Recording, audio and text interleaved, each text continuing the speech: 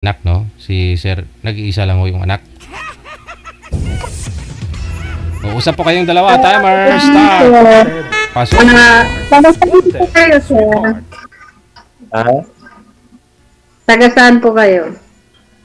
Sa Isabela, sa Quirino, Isabela. Isabela, ang layo. Pero nasa Isabela ka ngayon. Oo, dito ako sa bayan namin, kwan namin. Ilang taong ka na? 49. 49. Ako 44 po. Pero hiwalay, walang asawa. Wala. Single mom. Namatay yung asawa mo? Ano? Buhay pa. Nag-asawa lang ng iba. Pinalitan ako. Ng ibang bahay, gano'n? Wala ng bahay. Hindi kontento sa isa eh. Saan po ba kayo ng panahon na naglukosya, ma'am? Malayo po ba kayo? Opo. Nasa Tacloban po. Yun lang. Ay, taga-Tacloban ka. Gano'n? Leyte po ako, Leyte. Pero nandun ka sa Maynila ngayon. Opo. 2 years na po ako dito sa Maynila.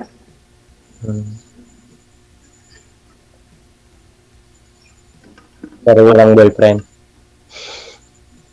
Wala naman. Oo. Ilang years na po kayong, ano, ma'am? Ilang years na po kayong hiwalay? 2 years. Okay. Mag 3 years. Tapos sabihin mo walang nagkakagusto sa'yo. Pero kanina, naikwento po ninyo na panay tawag ho nang nakausap nyo po dito. Una mong nakausap. Ayaw mo lang kasi hindi mo naman type, di ba?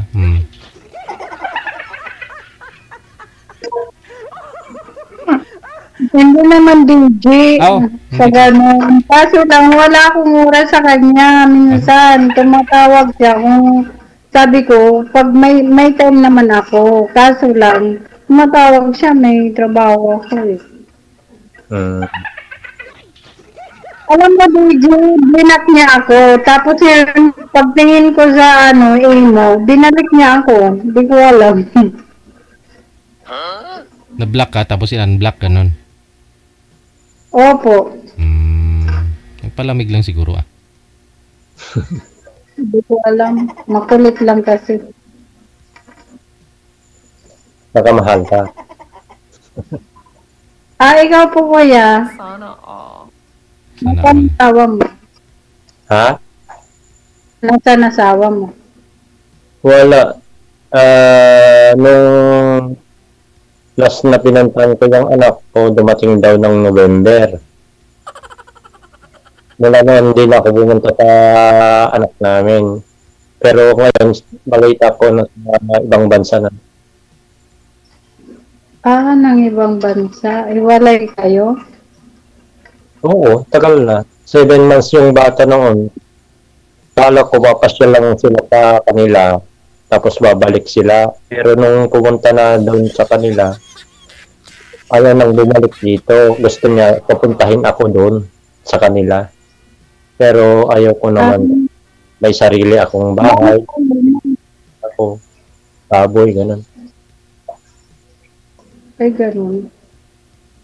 May, Saan ba yan? sa ibang bayan, sa Alicia, Isabela. Taga Isabela din. Pero malayo dito. Mga 2 oras na takbo ng motor bago makarating doon sa kanila. After po nun, sa 7 years, sir, hindi na rin po kayo nagka-girlfriend? Meron naman noon, sir, pero hindi naman yung talagang girlfriend. Yung parang naghihingi na lang ng pera, ganun. Parang ng pera. Pero nagkikita po kayo? Nag-lead din ka mo? Nag-lead din kayo? Hindi, usap lang dito sa kwan, sa chat, ganun. Hindi pa kayo Ah, nagkita? nag-uusap lang kamo, nag-uusap lang kayo tapos binipirahan ka, gano'n? Naghihingi ng ganon, yung ganito. Akala ko, pero sinagot na yung kan namin. Pero nung ganon ang naramdaman ko, yun, di ko na, Ay naku, huwag kang magpapaloko. Marami ngayon manluloko. Hindi pa Pero kayo nagkita, sir, personal, na mag-meet kayong dalawa, mag-date kayo, nakita na po kayo, hindi pa? hindi pa, hindi. video ko lang kayo. Lang.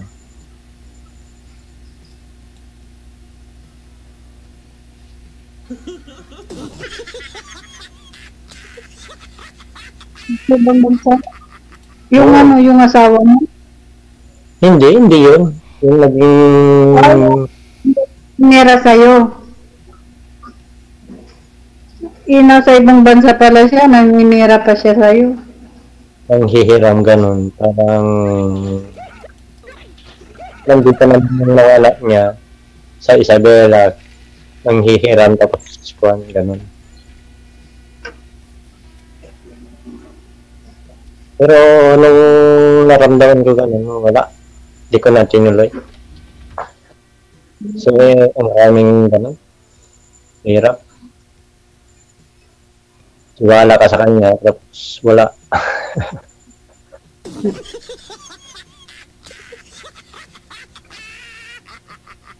Yun lang po mag-isa, sir, hindi na ho nasundan.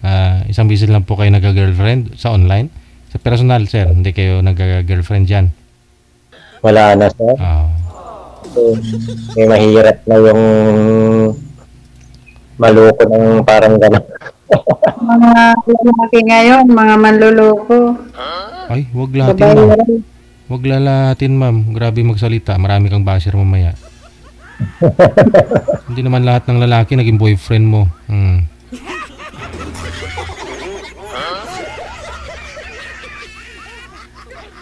Pag sinabi ng mga lalaki, mga babae, manluloko, ano reaction mo na naman yan, ma'am?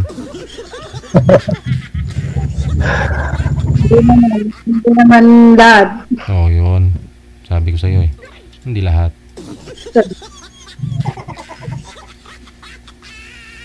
Pero malalaki na yung anak mo. Ano po? Malalaki na yung mga anak mo. Opo. Yung bunso ko, ano pa lang, 3 years old.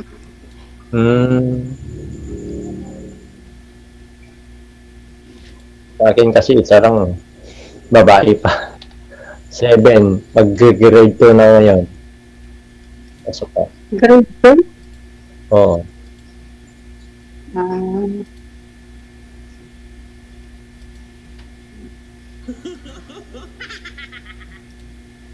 Add mo lang ako sa Messenger kung gusto mo. Ito ho kasi si Ma'am Jessica. 2 years pa lang, no? Na hiwalay sa asawa. Ano yung asawa niyo po ngayon, ma'am? May kinakasama na ho talaga. Nagkaroon po sila ng anak. Mayroon na, may isa anak. Ba't niyo po pinabayaan 3 anak niyo po doon sa kanya ngayon? Okay lang. Doon sa kanya. Okay lang naman po yung yung stepmother nila. Hindi nga eh. Mataray daw. Mataray.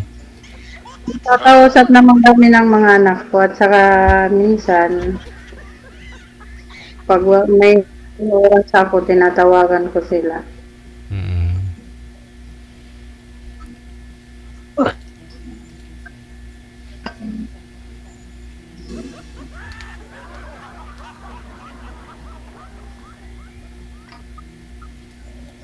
Kung gusto mo, add mo lang ako sa Messenger para makapag-puan tayo. Mamaya na po yan, Messenger. Tanong po muna kayo sa isa't isa. Tanong pa ho, ma'am. Kung gusto. Anong trabaho mo? Wala, bukid. Tapos nag-aalaga ng baboy. Gano'n. Mga lamok.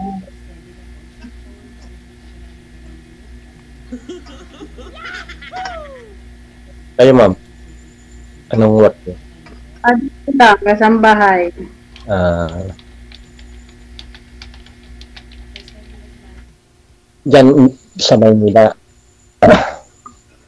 Ano po? Sa Maynila kayo nagtatrabaho. Opo, sa Quezon City. Mm.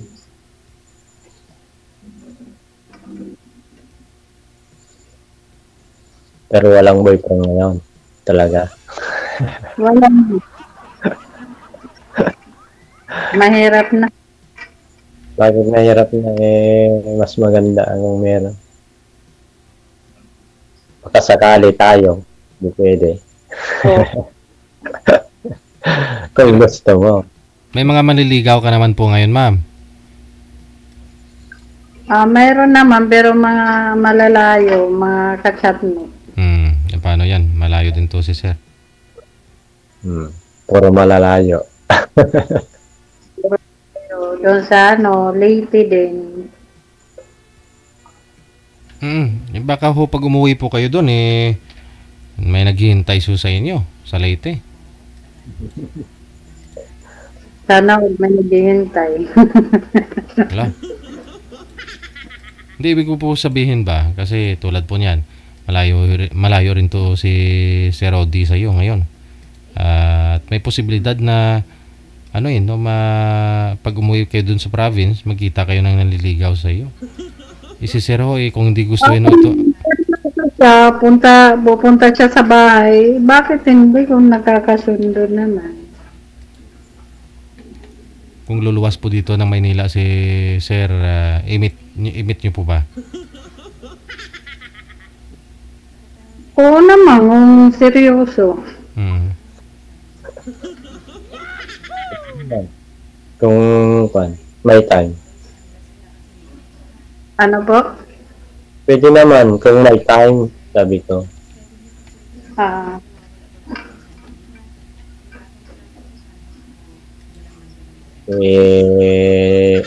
Nakafocus kasi sa mga alaga kong baboy, tapos sa bukid pa. May mga hayop ka, alaga mo? Sarili mo? Mga baboy, mga elepante, dinosaur.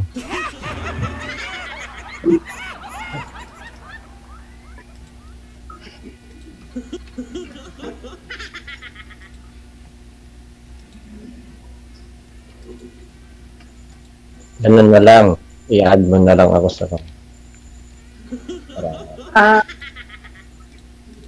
ikaw na lang mag-add, kuya. anong pangalan.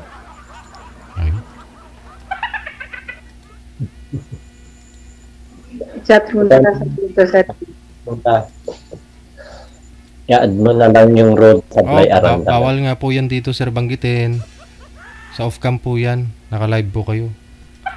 Mamaya maraming mag-a-add sa inyo. Bawal dito, bawal. Ngayon ho, ang hanap po kasi ni ma'am, yung taong kayang pakasalan daw po. At saka ano yun, ma'am? Mabait? Ano po yun? Ano po, Dede? Wala po, never mind.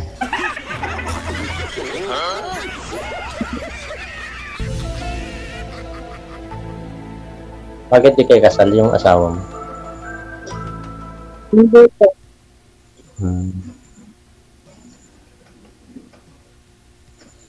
Hindi ako kasal, never pa ako ikinasal.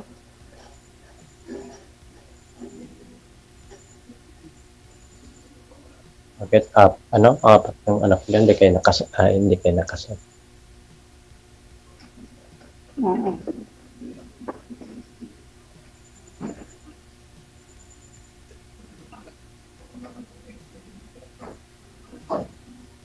Tanong ka.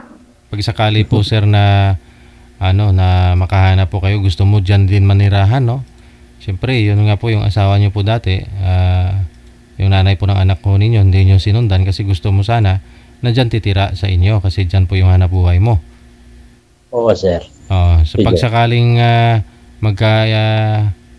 gustuhan kayo ni ma'am, no? Gusto lang ha, gusto lang. Hindi pa magkaunawaan. Kasi sinabing magkaunawaan nagkasundo na kayo sa sa isang bagay, no? Ang gusto niyo po sir, pag sakali, diyan po titira dito si Ma'am Jessica? Oo, DJ. Ayun, no? Nakapunta ka na po ba ng Isabela, Ma'am Jessica?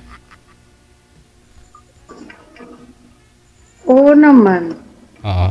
So, okay lang po sa inyo pag sakali, iwanan mo yung Leyte at saka Quezon City? Magano na lang, bakasyon. Yun po sana ginawa nyo sir nung sinabi ni Mrs. mo na dito na lang tayo manirahan sa lugar namin, tapos babakasyon ka na lang dun sa lugar mo, ganun? Oo, DJ. Pero ayaw. Ayaw talaga. Pero iniwan din po kayo ha? Iniwan din po yung anak niya, nag-abroad din siya. Oo, DJ. Pero ayaw nilang, hinihiram ko yung bata. Ayaw nila, pero pinupuntahan ko na lang kasi hindi kami kasal eh. Hindi pwedeng kunin ko yung bata kasi minor de edad pa lang. Anong rason ba't ayaw ibigay? Anong sabi? Baka di ko daw ibabalik, DJ. Pwede naman kasuhan niyo ako, sabi ko, kung hindi ko babalik yung bata. Tatay po kayo ng bata, tapos wala sa poder, hindi sila magkasama ng nanay, nasa abroad yung nanay. Tapos nung nagkuhan ako sa DSWD noon, hindi pwede daw, DJ. Babae kasi anak ko. Kunin ko yung bata kasi hindi kami kasal. Kung ayaw yung mananay, hindi pwede daw. Mas okay na rin ho yun. Kasi yung babae din anak mo. Basta importante, nakikita, nakakasama mo, hindi pinagdadamot. Oo. Okay naman kung pinupunta ko, DJ. Solo flight ka ngayon, so sarili mo lang din po yung, yun na nga, nag-iisa ka.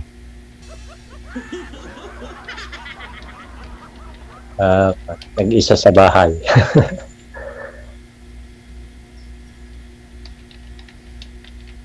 Paano yun? Malayo. Malayo ano? Oo, malapit lang ito. Ang 8 to 4 lang ang kung ka sa Maynila 8, tapos dito 4, dadating ka o 3, gano'n. So, Isabel. 12 hours?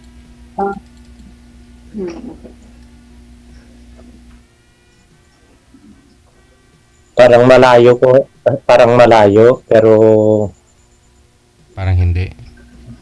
magdamag na.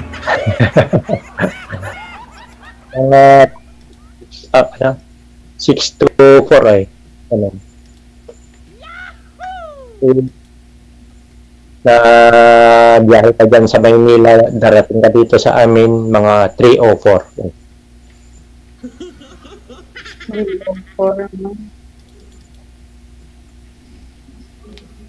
Kasi malapit kami sa ng mga terminal ng bus dito. Yung Dalin. Sa bagay, lang yan. Kasi sa amin, 2 araw. Sa bus. Puntang Tacloban. Magdamag lang dito, yung biyahe. Akala ko nakapunta na po kayo ng Isabela, ma'am. Hindi pa. Ay, sabi niyo kanina, oo naman. Tinanong kita kanina.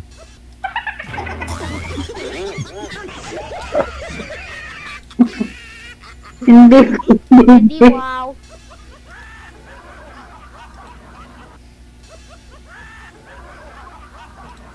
Ewan ko, ambot sa langaw.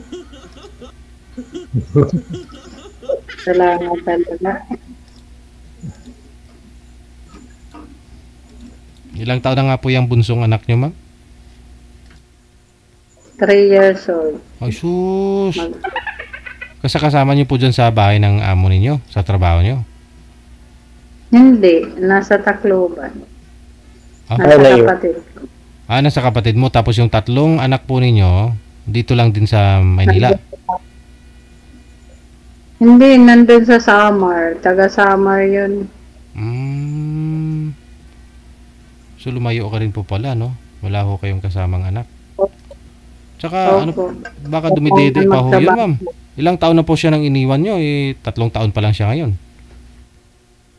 Sino? Yung bunsong anak niyo po. Opo. Baka dumididi pa ho yun, ma'am. Namimili. Kaya nga, nagtatrabaho.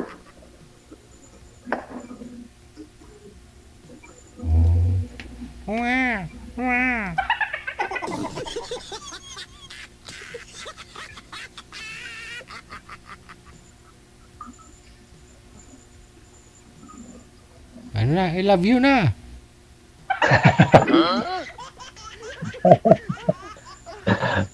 Pag mo na DJ.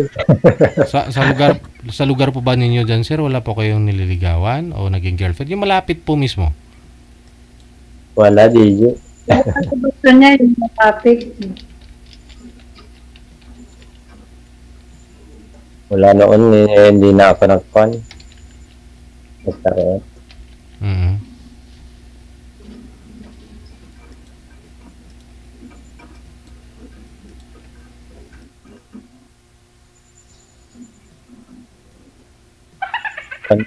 Para makapag-usap tayo ng sinsinan. Sa Messenger. O, i-add mo na ka. Oo. Sige na ho tulog na kasi mga viewers natin. Maraming salamat sa inyo. Okay.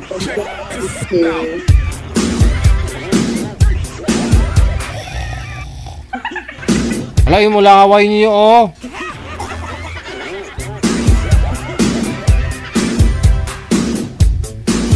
Sa off cam nga daw sila mag-usap ng masinsinan.